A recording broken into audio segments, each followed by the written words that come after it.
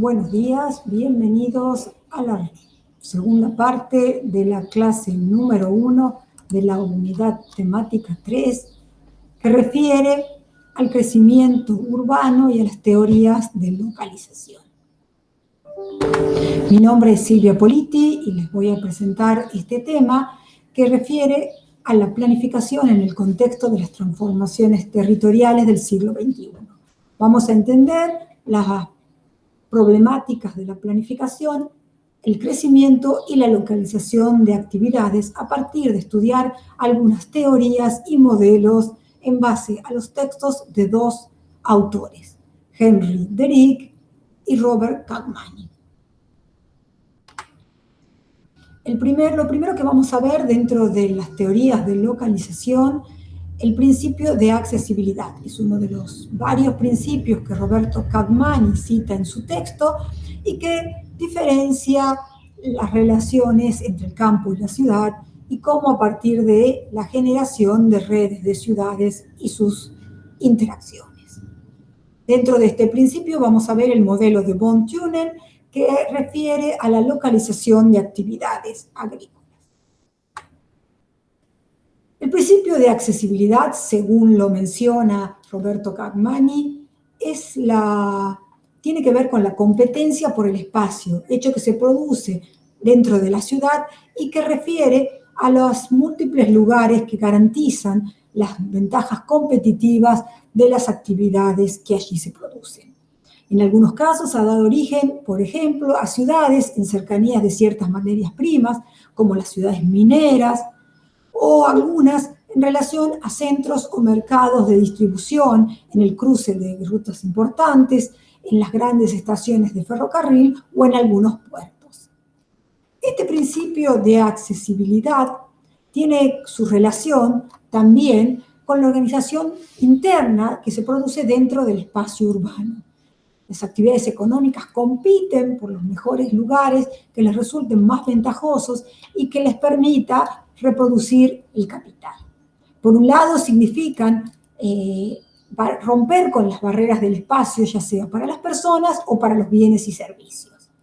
Para las empresas también tiene que ver con la reducción de costos y tiempos de transporte. Y para las personas, la accesibilidad al goce de servicios, como museos, obras de arte, comercio o la cercanía a la naturaleza o algún entorno con características ambientales privilegiadas.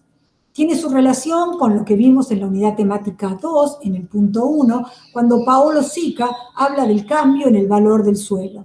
Cambio que en este caso empieza a cobrar importancia, dicho valor, en relación a partir de la revolución industrial, con la cercanía de algunas actividades y se desvincula con la fertilidad en sí del suelo y las capacidades productivas del mismo.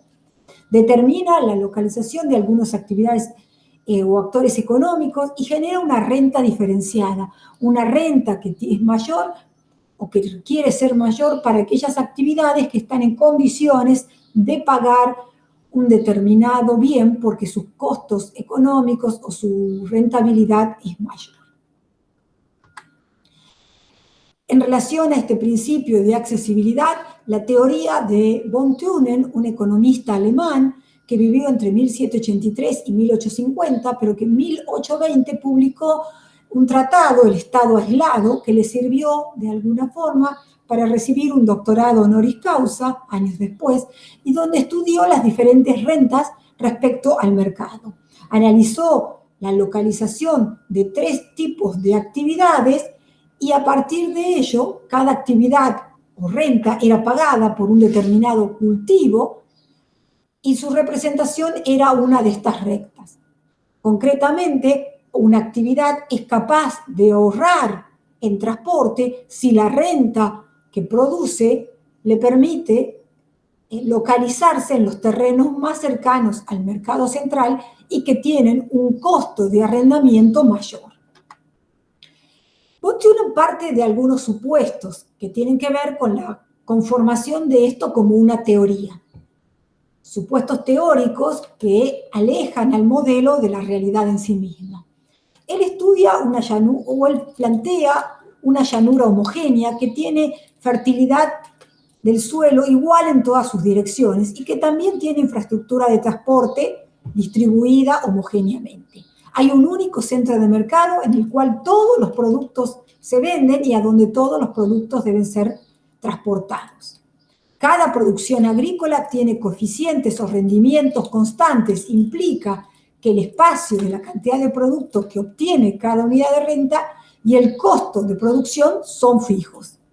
A la vez, el precio del producto no ha sido estudiado en este modelo, por lo cual se considera un elemento que no interfiere. El costo de transporte también es constante y varía de acuerdo a al volumen de la producción y a la distancia y a la necesidad temporal de abastecimiento en relación a este producto.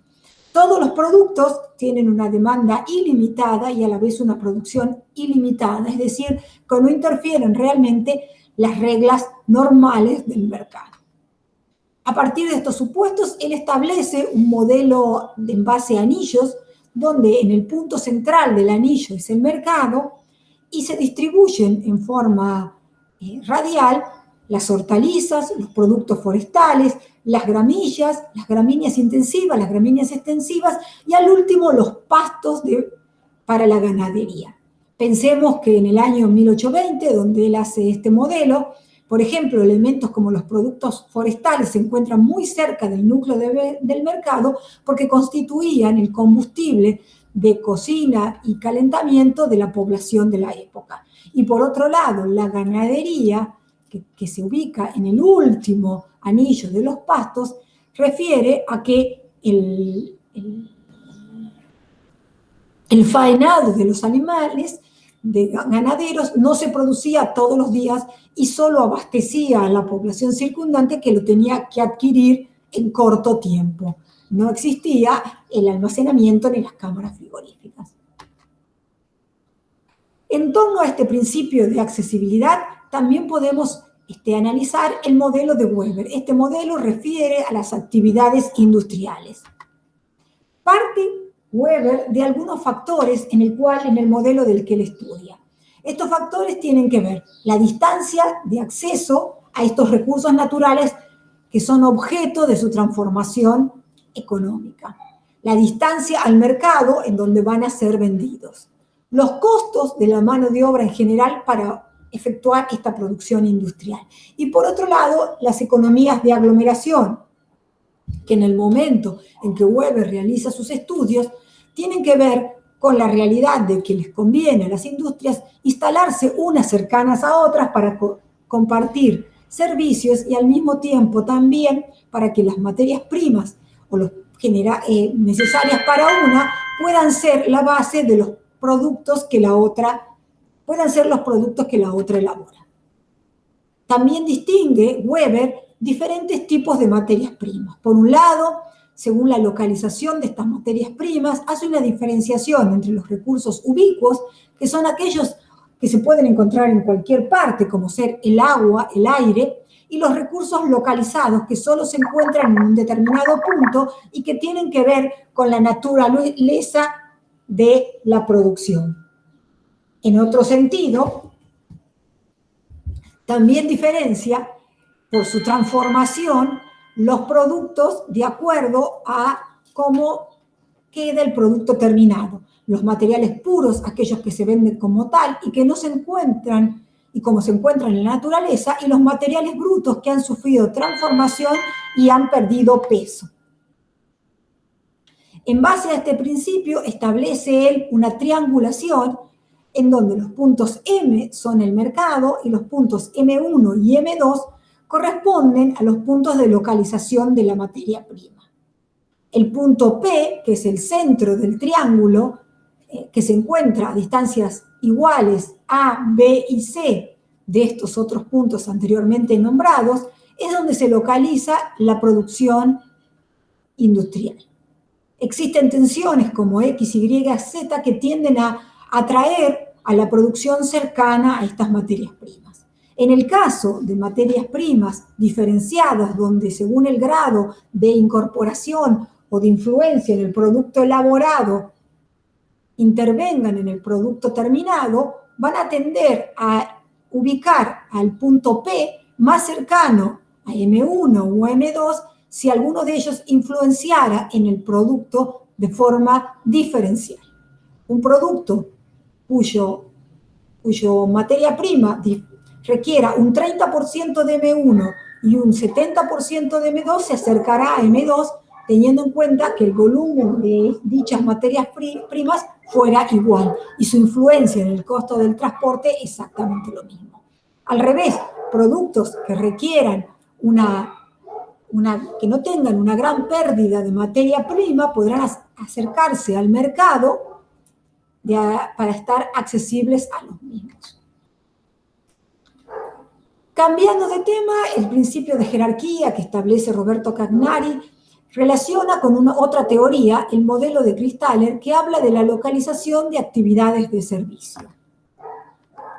Kristaller fue un geógrafo alemán que vivió entre 1883 y 1969 y en su obra Los lugares centrales de la Alemania meridional de 1933 presentó este modelo, un modelo que sirvió para que muchos años después de la Segunda Guerra Mundial se aplicara en la planificación territorial de la Alemania federal. Fue un principio que en su momento no estuvo más bien olvidado por los conflictos de la guerra, pero que a partir de los años 60 fue revalorizado como tal. Partió de unos conceptos fundamentales, el alcance y el umbral. El alcance es la distancia máxima a la cual puede ser vendido o servido un determinado bien o servicio. En cambio, el umbral es la distancia mínima al cual ese bien o servicio puede ser producido en forma eficiente. Tenemos en el esquema un primer elemento que tiene un umbral pequeño y un alcance mucho mayor. Como el umbral es menor al alcance, el negocio sobrevive y prospera. La primera parte es abastecida por el producto y la segunda parte, segundo círculo, representa ganancias extraordinarias para el determinado servicio. En cambio, a la vez, un producto cuyo umbral es más grande que el alcance hará que el producto quiebre y que no pueda ser satisfacido, porque los costos de transporte son mayores a los que puede sostener ese bien. Kristaller de esta forma determina, también al igual que von Thüner, una llanura isotrópica, llana, fértil uniformemente, con repartos de recursos naturales iguales, con todos poderes adquisitivos similares y que funcione equilibradamente en cuanto al transporte. Al mismo tiempo, parte de considerar la ciudad como lugar central que abastece bienes y servicios a su entorno. Y a partir de un concepto teórico define 7 niveles de centros en base a un indicador de centralidad. El principio fundamental de Kristaller es que la ciudad cumple la función de lugar central, de brindar bienes y servicios al espacio que lo rodea.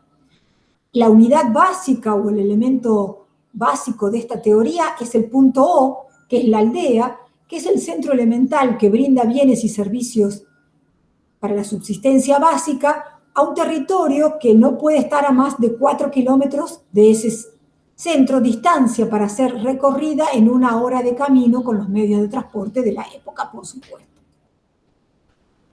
Este centro, a la vez, tiene un área de influencia que está determinada en el gráfico por los puntos A, B y C.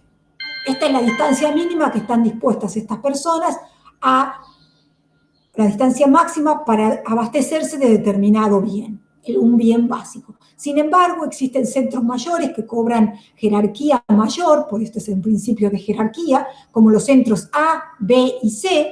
En este caso, los centros B y C tienen un rango superior, que cubren un área de influencia que va más allá porque brindan bienes y servicios por los cuales las personas están dispuestas a hacer un mayor recorrido, a viajar más tiempo y más distancia. Y centros como A, D y E, que tienen una mayor área de influencia que está conformada por estos hexágonos, ¿sí? Y que a la vez incluye centros de menor jerarquía como los centros O como área de influencia.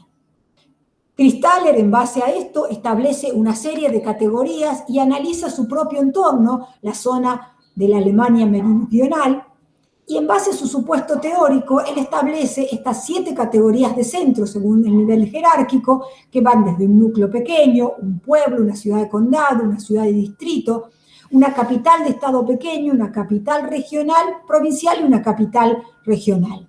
Vemos una serie de anillos o zonas de influencia que van cobrando una mayor distancia y vemos cómo en la realidad de la geografía alemana la disposición de estos centros de alguna forma sigue representando estos triángulos, lo que en sí no siempre regulares y equiláteros.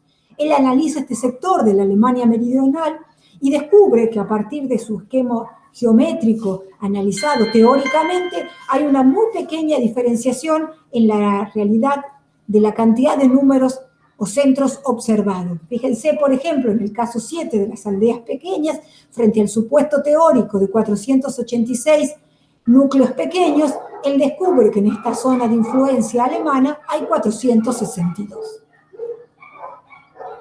Verificando de alguna forma la teoría que había presentado.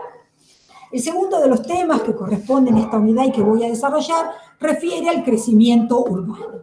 En cuanto al crecimiento urbano, Henry Derick, en su texto Economía Urbana, determina 2 elementos componentes del mismo. Por un lado, el crecimiento de las ciudades, como la evolución en el tiempo de todas las aglomeraciones y de los procesos en los cuales un país se va urbanizando. Tiene que ver con el punto 1.1 que hemos visto al principio del cuatrimestre y la relación y la importancia de las poblaciones urbanizadas, los índices y porcentajes de urbanización, el crecimiento del número de ciudades y su distribución en la geografía y particularmente el crecimiento de las otras ciudades. Y por otro lado, tiene que ver con el crecimiento en sí mismo de la ciudad, la extensión del tejido urbano en el espacio, los itinerarios de propagación y las ordenaciones o planificaciones a realizar sobre este entorno. Según Pierre Henry Derick, la significación del crecimiento urbano está relacionado con 3 elementos. Por un lado, el aumento de la población urbana, que salvo en casos excepcionales, como se están produciendo en este momento, por guerras, por hambrunas o por conflictos geográficos y riesgo ambiental, se produce por 2 elementos. Por un lado, la inmigración rural, es decir, el traslado de la gente del campo a la ciudad, y por otro lado, por el crecimiento natural de la población. 2 elementos que tienen que ver de alguna forma con la transición demográfica de la cual ya hemos hablado en la unidad temática 1. Por otro lado, esto tiene que ver y se relaciona con la elevación del producto y de las rentas urbanas. Está estudiado desde el ámbito de la economía que las rentas urbanas son mayores a las rentas rurales porque brindan servicios y bienes más especiales cuyo valor genera una mayor ganancia que repercute en la renta general de las personas y de las empresas. Y por otro lado, desde el aspecto físico, desde el aspecto geográfico y que podemos verificar en los mapas y en los planos, la extensión de las ciudades en el espacio, que según su modalidad de difusión en el espacio, puede darse a partir de la agregación de nuevas superficies al núcleo urbano, por la absorción de ciudades periféricas que antes eran independientes y que a partir del crecimiento propio de la ciudad madre van a ser incorporadas, o por la fusión de 2 ciudades que empiezan a cobrar importancia en sí mismas, pero que cobran también una dependencia de una con la otra. En este caso, por ejemplo, de fusión de ciudades, en la Argentina tenemos el caso de Resistencia, Chaco y Corrientes, ciudades que funcionalmente dependen una de otras y que en este momento, por ejemplo, están teniendo un gran conflicto en el caso de la pandemia por las disposiciones provinciales de eliminar los desplazamientos, siendo que las personas en algunos casos vivían en una de las provincias, en una de las ciudades y trabajaban en la otra. También tienen que ver los itinerarios de propagación, más que nada con elementos funcionales dentro del sistema. En este caso existen, por ejemplo, propagaciones concéntricas a partir del crecimiento de la ciudad en sus zonas periféricas, propagaciones radiales o axiales a través de ejes, ya sean naturales como ríos, valles, o a ejes artificiales como rutas, vías de ferrocarril. Crecimientos y propagaciones radioconcéntricas que vinculan de alguna forma los puntos anteriores, crecimientos por sectores, cuando a lo mejor tiene que ver la geografía de un determinado sector, anulares en el caso de la creación de ciudades satélites, muchas veces ex profeso, podemos verlo en el caso del CIMET, por ejemplo, Lomas de Tafí, cómo representa un crecimiento anular a partir de la incorporación de una zona especial, e incluso en su trama urbana tiene la forma de un anillo.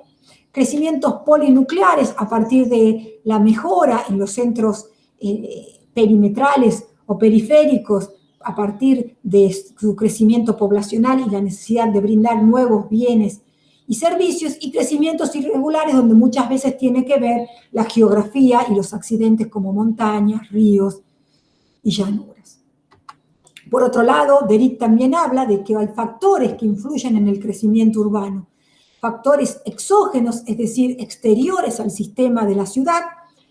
La teoría de la base establece dos criterios de servicios que brinda la ciudad. Por un lado, la ciudad brinda servicios y satisface las necesidades de la población que está en ella, pero también la ciudad satisface necesidades de una clientela exterior a partir de aquellos bienes o servicios que exporta. Son los que muchas veces le dan su especialización y representan de alguna forma la base económica porque establecen o determinan el ingreso de dinero más allá del sistema propio de la ciudad. Y por otro lado también hay causas endógenas propias de la ciudad que conforman fuerzas aglomerativas que facilitan la concentración industrial y urbana, porque son servicios existentes que atraen a otras industrias y base de esa aglomeración, y por otro lado, porque atraen mano de obra y en muchos casos están vinculadas a la difusión de conocimientos propios de esa misma entidad, como el caso de las universidades o centros de investigación que difunden sus propios conocimientos, ¿sí? Capacitan a la población que queda viviendo en la localidad o en la ciudad y atrae a la vez fuerzas aglomerativas que traen nuevas industrias y servicios. Bueno, de esta forma hemos terminado estos puntos entre los cuales hemos hecho un relevamiento de la bibliografía y de los datos o la síntesis de los principales contenidos que están vinculados en ella. El texto de Derrida en su capítulo 2 y 4 y el texto de Magni en su capítulo 2 y 4 también. Muchas gracias.